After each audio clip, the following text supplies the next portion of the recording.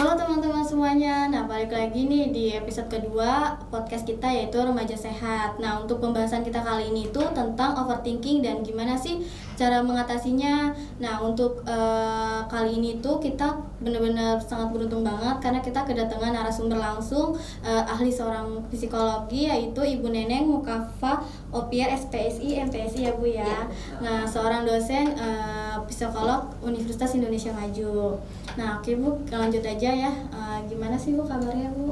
Alhamdulillah baik. Kalau Mbak sendiri gimana Baik kabarnya? Bu. Baik. Oke, sehat ya? Sehat Bu. Nah Ibu kan sekarang kan nih kalau misalkan overthinking itu kan banyak banget ya Bu ya anak-anak misalkan Gen Z gitu yang emang kadang bisa sampai kayak mental health kayak gitu kan Bu, sampai bahkan amit-amit juga kayak bahkan banyak yang bunuh diri juga gitu. Gimana sih Bu nih, mungkin ada dari teman-teman semua yang emang udah punya pertanyaan juga Bu gitu, jadi kita lanjut aja. Bagaimana sih Bu overthinking itu dapat mempengaruhi kesehatan mental?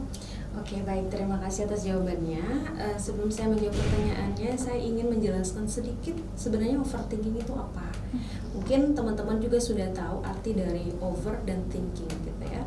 Kalau over kan artinya lebih dan thinking artinya berpikir. Jadi kalau overthinking itu adalah salah satu kondisi di mana kita memikirkan hal-hal, memikirkan kejadian-kejadian, memikirkan peristiwa-peristiwa traumatis yang tidak mengenakan sehingga mengganggu pikiran-pikiran kita dan intensitasnya itu berlebihan. Itu disebut sebagai overthinking. Nah, kalau pengaruhnya mempengaruhi kesehatan mental sendiri tentu ya.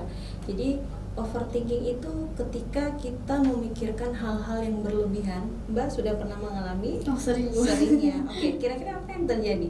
Paling kalau misalkan aku tuh kayak malam gitu sih Bu, kalau misalkan kayak gitu sampai nggak bisa tidur gitu sih. Oke.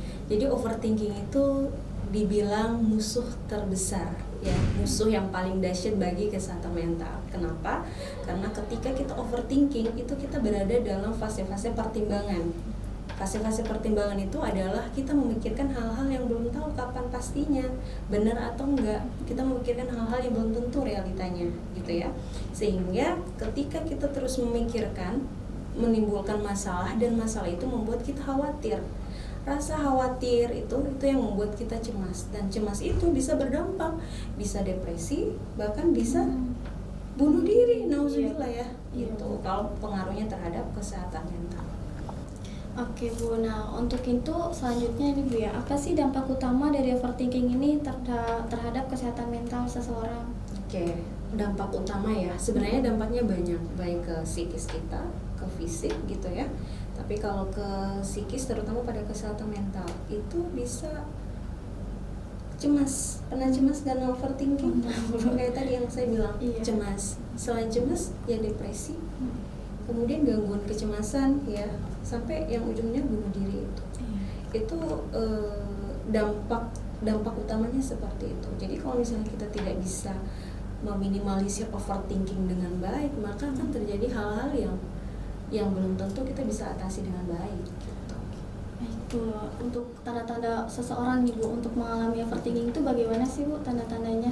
Oke, sebenarnya banyak ya.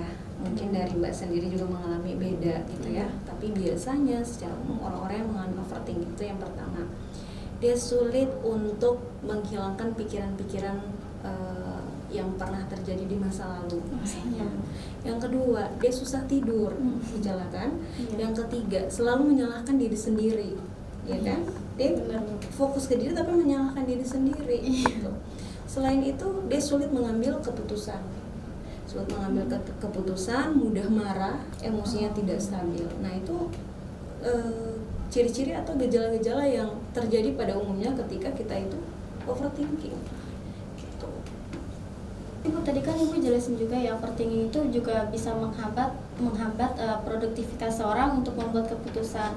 Nah itu gimana sih Bu cara mengatasinya biar kayak kalau kita tuh kalau untuk mengambil keputusan kalau anak zaman sekarang biar nggak labil gitu Bu? Oke, baik. Jadi gini, salah satu dampak ketika kita overthinking adalah membuat kita sulit mengambil keputusan dan menurunnya tingkat produktivitas. Kenapa? Balik lagi yang di awal. Ketika kita melakukan berpikir secara berlebihan, kita itu berada dalam lingkaran pikiran-pikiran yang kacau. Sampai Pernah ngerasa nge-freeze, gak bisa ngapa-ngapain? Iya, Nah, otak kita terhambat karena banyak pikiran kacau yang membuat kita itu tidak fokus, sehingga produktivitas kita itu menurun.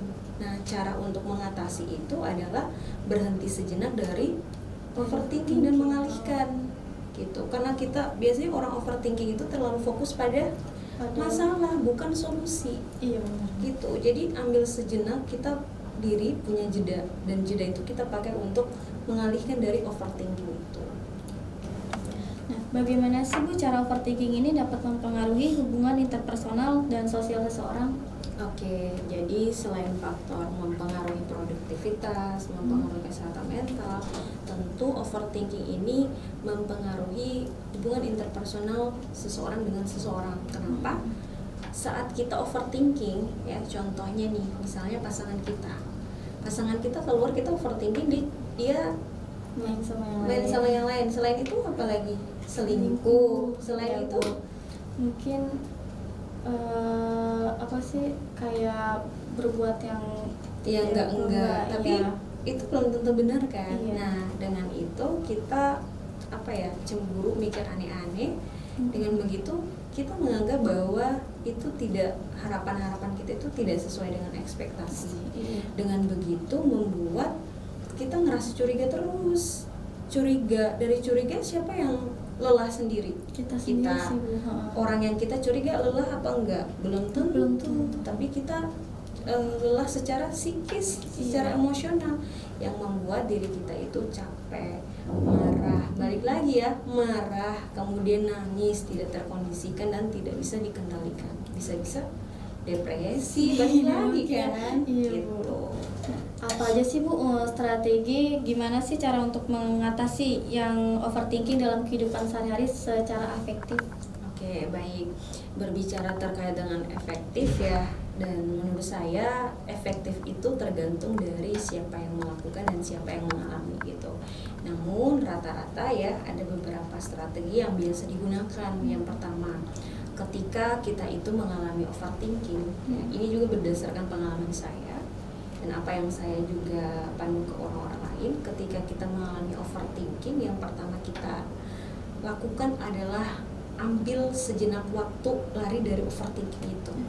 Biasanya kalau kita overthinking itu kan mikir terus kan, Iya. gimana ya, aku takut ya gitu. Jadi tuh fokus aja di masalah, ya kan. Kita mikir bahkan sampai menguras energi, tenaga, capek kan Capek banget. lama-lama. Nah, dengan demikian dari situ kita ambil sejenak waktu, misalnya 10 menit, kita coba alihkan dengan yang kita sukai gitu. Terus yang kedua, strategi yang kedua adalah kita itu coba fokus pada penyebab kenapa kita itu overthinking gitu kan.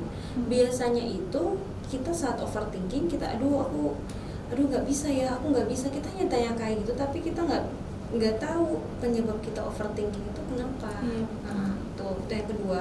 Yang ketiga adalah kita cari solusi atau kita fokus pada solusi. Biasanya orang yang overthinking ya, atau mungkin kita yang overthinking, kita itu lari, kita memang lari, tapi kita itu nggak mampu menyelesaikan overthinking kita itu. Tuh. Yang keempat adalah setelah kita cari solusi, kita tantang pikiran-pikiran negatif yang muncul. Setelah yang kelima adalah kita berusaha untuk menerima, kan self acceptance kalau dalam psikologi, kita menerima gitu kan. Terus yang selanjutnya adalah kita cari bantuan profesional gitu, karena yang mungkin ya balik lagi defense mechanism kita itu kan beda-beda, cara kita menyelesaikan masalah beda-beda. Belum tentu kita bisa menyelesaikan sendiri, sekalipun overthinking, tapi kita butuh orang lain ataupun tenaga profesional, misalnya psikolog atau lain sebagainya, jika kita merasa bahwa kita sudah tidak bisa mengendalikan itu lagi. Terus terakhir mungkin kita bisa menjaga pola hidup sehat. Karena beberapa penelitian juga bilang bahwa ketika kita mengkonsumsi kafein, misalnya alkohol, itu kan juga bisa mengurangi, meningkatkan bagaimana cara kita untuk mengatasi kecemasan. Gitu. Itu strategi yang bisa kita lakukan ketika kita mengalami overthinking. Oke. Nah, Ibu Bu, tadi kan Ibu bilang kalau misalkan emang kita nggak bisa ngandelin diri sendiri itu kan bisa untuk kita pergi ke mungkin ke psikiater atau misalnya gitu ya Bu ya. Nah, seberapa efektifnya sih Bu meditasi dalam mengurangi overthinking dan meningkatkan kesehatan mental secara keseluruhannya? Oke, baik. Berbicara tentang efektif juga, kita nggak bisa mengukur seberapa efektif, kita nggak bisa mengukur seberapa langsung atau seberapa secara kuantitas seseorang itu strategi itunya tuh efektif. Belum tentu. Balik lagi ya, defense mechanism orang itu beda-beda. Tapi ketika meditasi itu, misalkan salah satu cara tuh dengan meditasi juga relaksasi gitu. Jadi itu juga bisa mengurangi seseorang itu overthinking, karena ketika orang itu overthinking melakukan meditasi ya kan, karena dia berhenti sejenak ya kan, dia memikirkan, dia melakukan mengulang pernafasan itu setidaknya otaknya itu istirahat dari pikiran-pikiran kacau kayak gitu. Jadi berbicara tentang meditasi yang efektif pasti efektif, tapi tidak bisa ukur secara kuantitatif berapa efektifnya meditasi. Balik lagi dari pribadi orang itu sendiri. Gitu. Nah, tadi kan Ibu juga bilang bisa juga pola hidup sehat ya Bu ya. Nah, bagaimana sih Bu peran olahraga dan aktivitas fisik dalam membantu mengurangi overthinking? Oke, baik. Jadi salah satu cara juga adalah dengan menjaga pola hidup sehat, yakni dengan melakukan olahraga atau aktivitas fisik lain, lari dan lain sebagainya. Nah, di dalam olahraga, penelitian itu sudah menyebutkan bahwa ternyata olahraga itu atau aktivitas fisik itu ada mekanisme pelepasan hormon endorfin gitu. Jadi hormon endorfin itu hormon rasa bahagia ya gitu. Jadi ketika olahraga ya itu bisa mengurangi overthinking karena ada stimulasi hormon itu tadi ya, untuk mengurangi kecemasan dan mengurangi overthinking. Kayak langkah-langkah apa aja sih Bu yang bisa kita ambil gitu Bu untuk mengalihkan kalau misalkan kita lagi overthinking nih Bu, terus kayak gimana sih Bu langkah-langkahnya biar kita tuh nggak overthinking gitu? Oke, baik. Sebenarnya ada banyak, tapi saya sampaikan beberapa aja. Salah satunya ketika kita overthinking, ini yang pernah saya lakukan. Saya itu mencoba cari aktivitas menyenangkan. Contohnya hobi. Kalau hobinya Mbak apa? Kalau misalkan hobi saya sih sebenarnya cuma baca aja sih Bu. Baca. Iya, baca Atau scroll novel. TikTok. Iya benar. Jadi kayak bisa lupa juga sih. Nah, jadi biasanya tuh kalau saat kita overthinking kan kita hanya berfokus ke overthinkingan kita aja gitu kan, menguras energi, membuang waktu. Iya. Ya udah, saat itu kita alihkan ke aktivitas yang menyenangkan, contohnya hobi. Kalau misalnya hobinya melukis, ya udah langsung kayak tiba-tiba oke, nggak boleh, kita afirmasi diri lagi. Wah, nggak boleh kayak gini nih, aku kayak gini terus nih. Ya udah, aku coba melukis aja deh gitu. Atau main bola, atau menyanyi, atau scroll TikTok lain sebagainya gitu. Yang penting aktivitas yang dirasa disukai dan menyenangkan bagi teman-teman sehingga mengurangi kecenderungan overthinking itu. Nah, kalau misalkan dari aku sendiri juga nih ya Bu ya, aku kan emang orangnya ada kurang percaya diri gitu ya Bu ya. Nah, insecure. Benar. Jadi kayak misalkan nih hari ini gitu ya, aku juga mau mulai podcast karena ini podcast pertama aku juga gitu. Untuk ngomong di depan narasumber itu kayak rasanya tuh deg-degan, terus kayak udah kepikiran dari kemarin gitu Bu. Jadi kayak gimana nih bisa atau enggak kayak gitu Bu. Terus misalkan kalau mau ngelakuin sesuatu hal yang emang keluar dari zona nyaman itu tuh rasanya susah juga gitu. Itu gimana sih Bu biar kayak percaya diri, terus bener-bener kayak oh gue bisa nih kayak gitu Bu. Soalnya saya juga merasa kayak nggak bisa gitu, takut gitu Bu. Tapi sekarang bisa nggak? Bisa.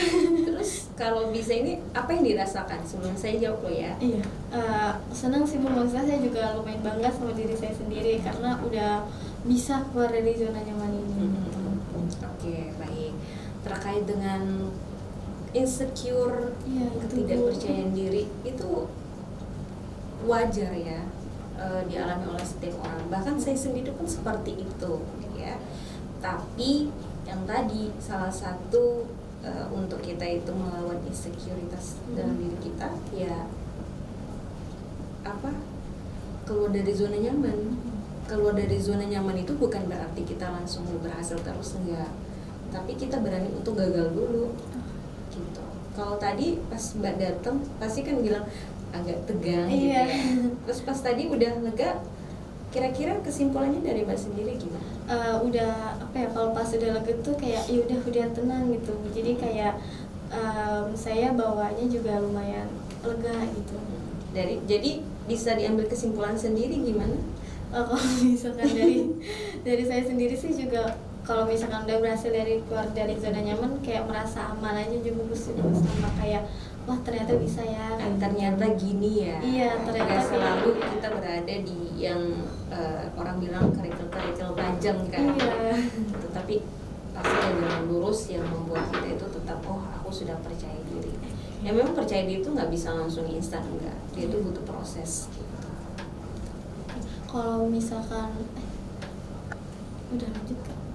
Oh ya, kalau misalkan untuk mengambil keputusan gitu sih Bu, kayak aku ini juga termasuk yang labil juga gitu Bu. Kalau misalkan ngambil keputusan kayak ini sebenarnya kayak misalkan kayak ini Bu, mungkin kan karena aku suka K-pop gitu ya, kayak misalkan kalau mau pergi ikut konser kayak ikut nggak ya, kalau misalkan ikut duitnya sayang, kalau nggak ikut tapi kapan lagi kayak gitu Bu. Terus kayak yang mungkin kadang kan ada penyesalan juga ya gitu, kayak kenapa sih kemarin nggak ikut, atau enggak kayak kenapa sih harus ikut kayak gitu Bu. Mungkin gimana ya Bu, biar kayak kita tuh bisa tegas gitu loh Bu dalam mengambil keputusan gitu. Oke.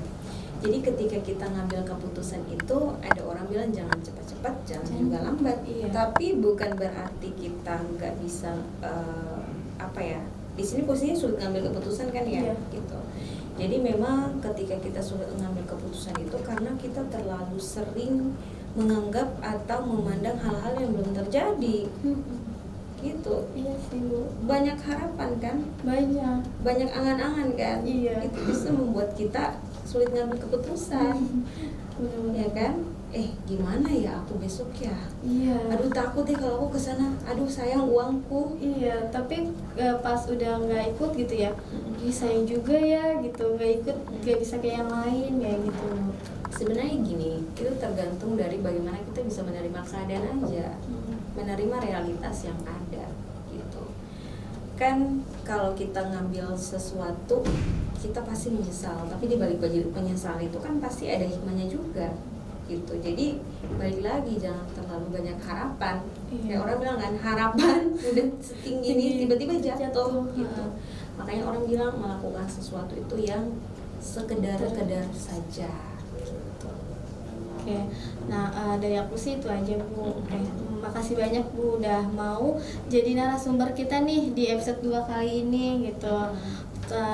Saya di sini perwakilan dari Sosmas dan juga HMKM mengucapkan terima kasih banyak ya Bu ya udah datang ke Terima kasih sini. kembali. Saya juga terima kasih sudah diundang. Saya mohon Iya. maaf kalau misalnya informasi dari saya masih belum terlalu luas ya. Mungkin kita bisa diskusi di lain waktu gitu. Untuk kalau misalkan Ibu ada mahasiswi UIMA yang lain yang mau kayak konsultasi sama Ibu, itu boleh banget? Boleh, kan kita ada punya lab counseling. Oh iya Bu. Jadi terbuka untuk mahasiswa, cuman secara resmi belum belum disosialisasikan secara merata aja gitu. Oke baik Bu, terima kasih banyak Ibu. Saya juga minta maaf kalau misalkan ada salah-salah kata. Iya. Terima kasih Bu. Dadah.